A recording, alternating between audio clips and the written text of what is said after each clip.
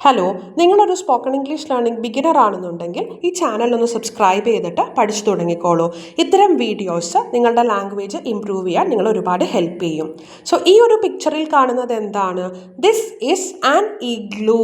ഇതൊരു ഇഗ്ലൂ ആണ്. ഇനി ഇഗ്ലൂ എന്താണ്?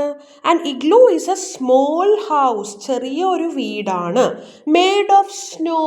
മെയ്ഡ് ഓഫ് ഉണ്ടാക്കിയിരിക്കുന്നത് എന്തുകൊണ്ടാണ്?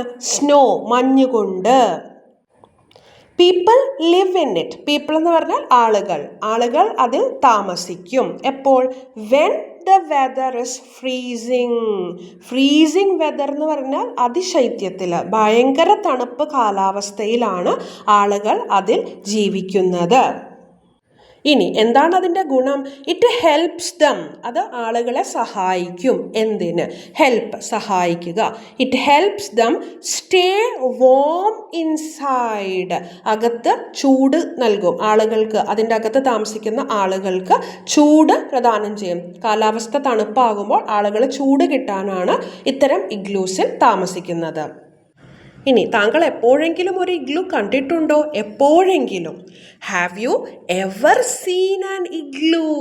കണ്ടോ, ഒരു ടൈം ലിമിറ്റ് ഇല്ല. ജീവിതത്തിൽ എപ്പോഴെങ്കിലും ഒരു ഇഗ്ലൂ കണ്ടിട്ടുണ്ടോ എന്ന് ചോദിക്കുന്നത് have you ever seen an igloo?